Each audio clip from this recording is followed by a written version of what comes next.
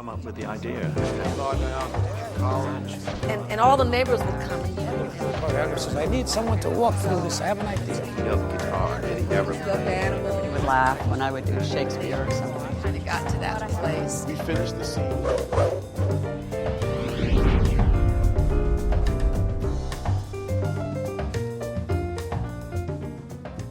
Hi, I'm Mariel Hemingway.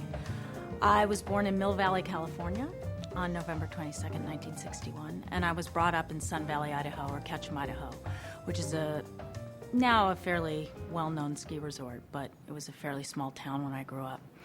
It's also known for being the place where my grandfather wrote a lot of books. So I grew up in sort of a famous town, so to speak, because of my grandfather. I went to Ernest Hemingway grade school, which is a bit daunting because the minute you handed in a English paper, they wondered, if it was going to win a Pulitzer Prize, which it didn't.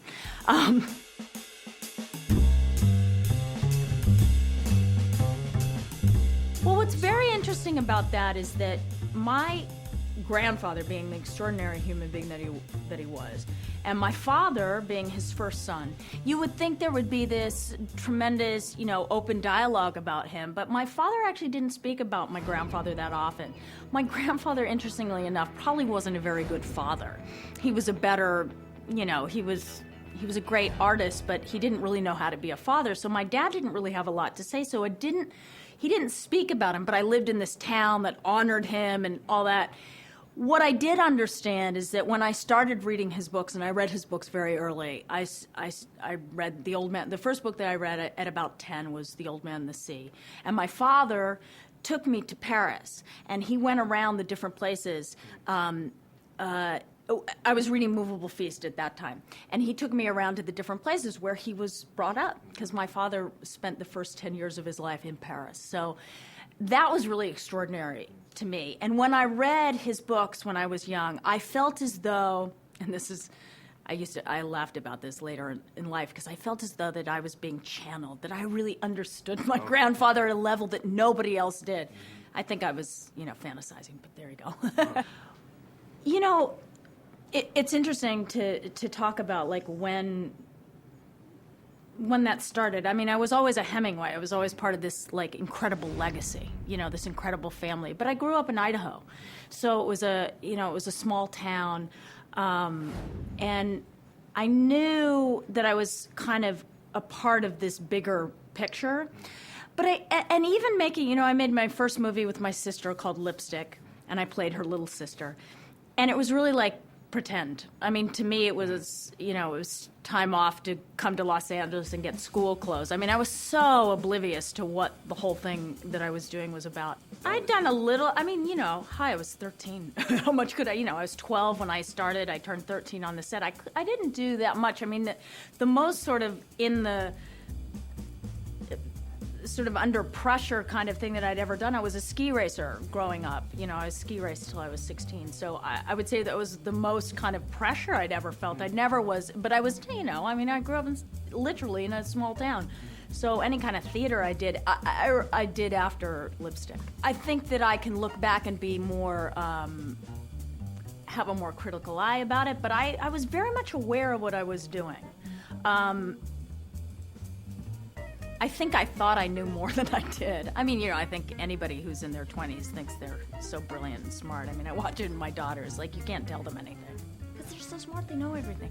And they are at some level, but then there's no life experience. So I had no life experience, and yet I had an innate understanding of where I wanted to go, and that art was very important to me. Not that I made the best choices always, but I made choices that challenged me as a human being. It wasn't ever about, like, oh, is this going to motivate my career, or is this going to make my life, my life in show business longer? It just was, who am I? Who am I? Where can I learn more about me? Because I came from a really messed up family.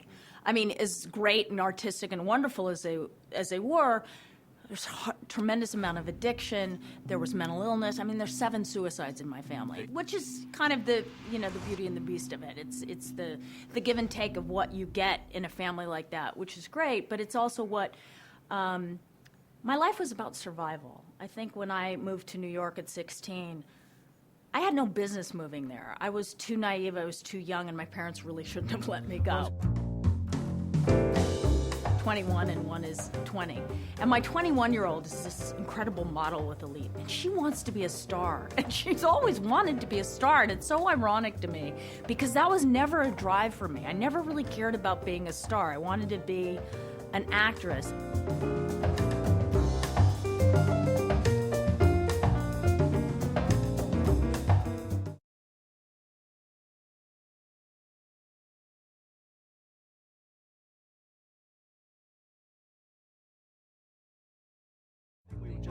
Working in construction and working Well, a lot of hard that with mom story and is dad. based on my life. Well, some people would consider, getting a part in Lipstick, playing your sister's little sister would be a big break. And then others would say that, making a movie with Woody Allen called Manhattan, which is one of the greatest movies probably ever made, not because I'm in it, just because it's an amazing film. And I probably would say career-wise, that was probably the big breaking point. I guess those were big breaks for me.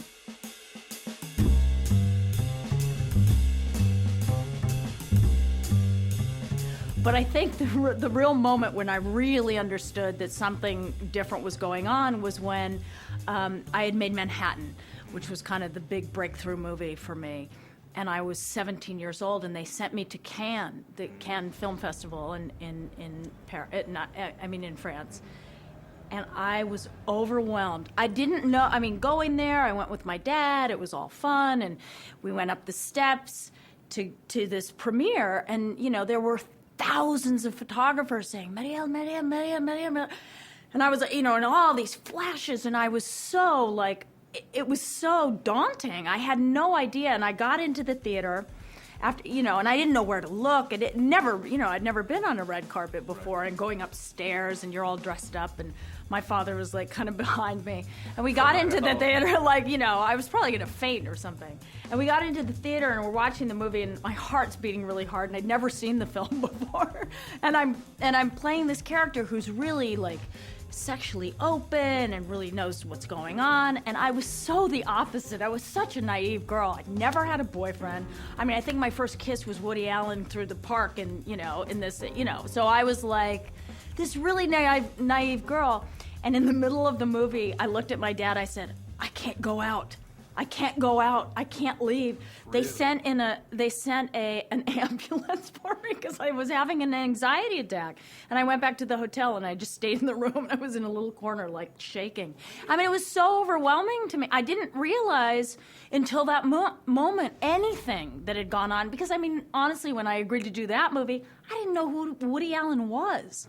I might have been the most naive person on the planet, and he's, made me this sophisticated girl who was had a billion boyfriends and knew it, and was going to run off to Paris with some old guy.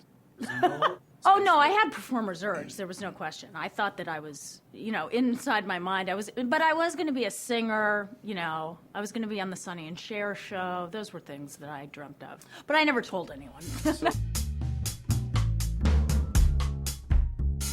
It's different than it is now. When girls become stars now, they have handlers. They have, they've got managers and agents and PR people and stylists and people, all these people. I didn't have people. I had an agent who thought I should go to college. And I was like, yeah, but I really want to be an actress. I think I found what I want to do. So I didn't have a lot of people around me. I moved to New York City.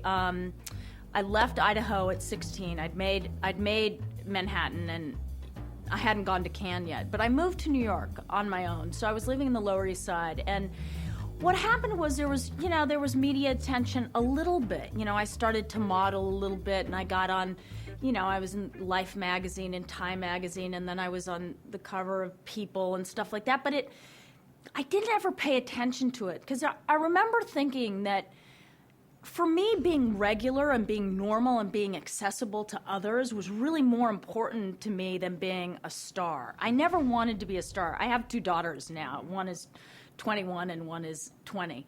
And my 21-year-old is this incredible model with Elite, and she wants to be a star. And she's always wanted to be a star, and it's so ironic to me because that was never a drive for me. I never really cared about being a star. I wanted to be an actress. I wanted to be, I wanted to do what I'm doing now, which I'll talk about later, which is about health and wellness. But for me, that was never a motivator. I mean, to me, it was all about the art. And people would say, why did you choose this script? Or why did you play that role? What motivated you to go there? And for me, it was really about, I wanted to do something different for me because I always learned from a character that I played. I always became more of myself or understood myself a little bit more through somebody that I was playing.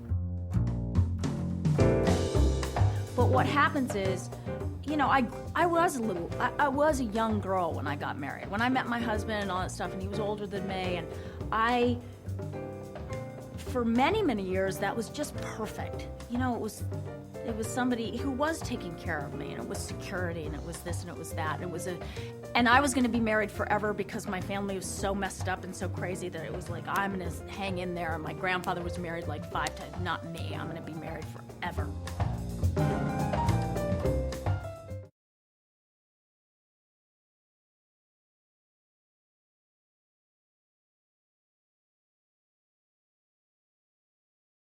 We were just getting it Working together. in construction. My mom and dad. Dancers, but like going up. I think it was probably the most difficult time for me. Although, being raised in a home where there was a lot of illness was difficult, since it was my home, I didn't really realize it till I left. I think one of the most challenging times for me was when my sister committed suicide. Because, and it really wasn't that long ago, 10, 15 years ago. It was so heartbreaking because, first of all, the family as a whole denied it. We all did. We all pretended that, that she didn't commit suicide. That was number one. And number two, I felt as though once my sister had committed suicide that I was next on the list. So I think that was probably the most challenging time for me to really come to grips with the fact that I wasn't her.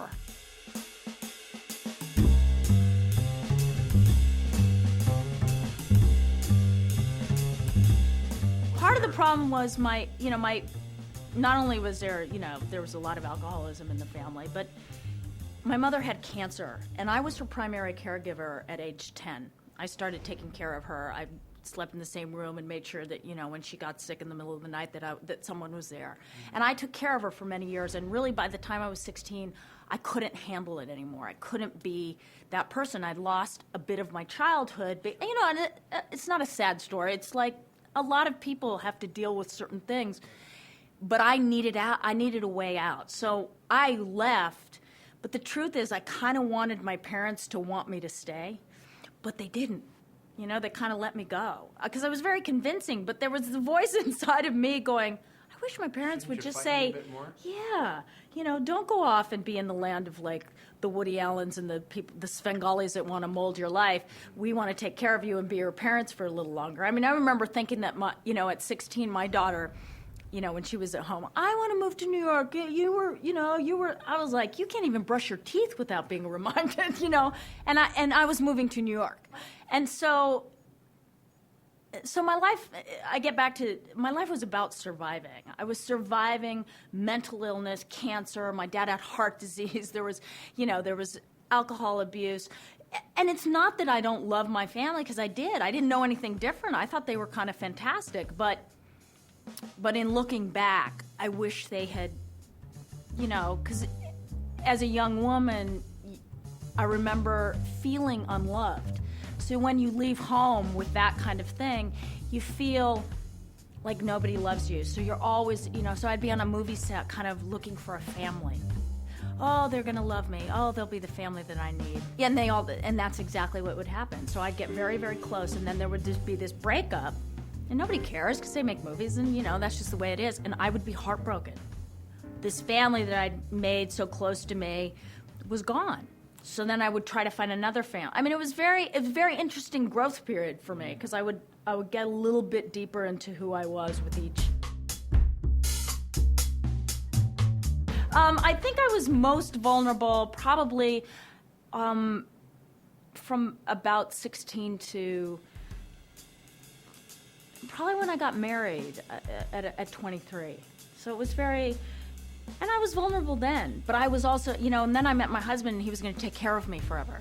I mean, you know, he proposed to me on a bridge and said, I want to take care of you for the rest of my life. And I almost fell in the water because it was like, that's all I ever wanted was somebody to say, I'm going to take care of you, you know.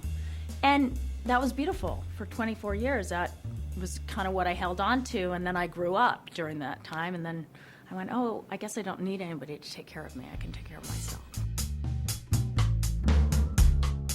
Our journey together was over at that time, and my girls had been, you know, they were grown and out of the house. It's not an epiphany. It doesn't happen overnight. But what happens is, you know, I was a young girl when I got married. When I met my husband and all that stuff, and he was older than me, and for many, many years, that was just perfect. You know, it was somebody who was taking care of me, and it was security, and it was this, and it was that. And I was going to be married forever because my family was so messed up and so crazy that it was like, I'm going to hang in there. And my grandfather was married like 5 times, not me. I'm going to be married forever, and I'm going to show that you can do this. And what happens is that you just start to realize that you're your best teacher, you're your best therapist, you're your best friend. You know, you can sidestep that and get to the core of what works for your life. Because everybody's the individual. Nobody's going to eat like me. Nobody's going to do the same kind of exercise as me. Nobody's going to feel about their life the way that I do or you do, or, you know, because everybody's individual.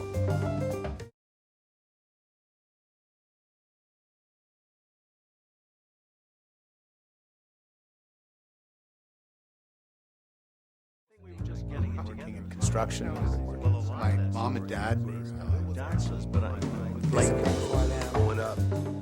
What's beautiful is that, you know, I grew up being in a business. It's all about the way you look and being judged by others and, you know, trying to stay skinny or do this and that. So what it did was it informs what I do now. And my passion is to be a real spokesperson for people to find their own power.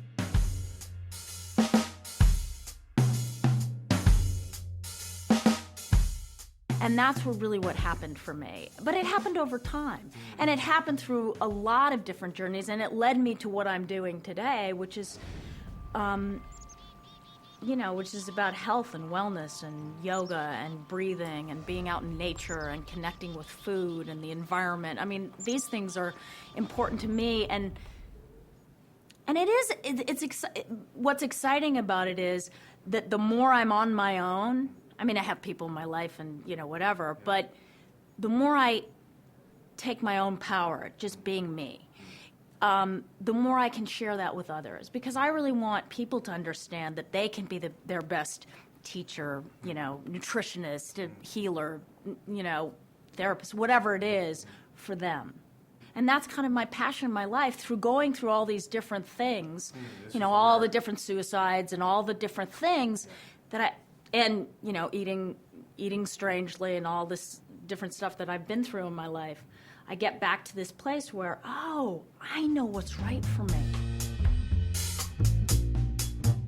I'm not going to criticize anybody else because, you know, everybody has their own journey. I know that, you know, I've written 3 books. And they're all about health and wellness and yoga and things like that. I wrote them because I know that my journey led me to there. You know, my first book was called Finding My Balance, which was about my life through the eyes of yoga. So I take a yoga posture and I let it lead into a story about my life. Not dissimilar to talking to you, but I would kind of use a yoga posture as a metaphor for something I was going through in my life. That was sort of the beginning of a journey, and I thought after writing that book, and I'd been through cancer with my ex-husband at that time, and that taught me a lot, because I went from going through cancer with my mother and then going through it with my husband and with my ex, helping him to heal himself through holistic means, because I'd been so involved in yoga and food, nutrition and meditation, and I kind of found that I had a voice for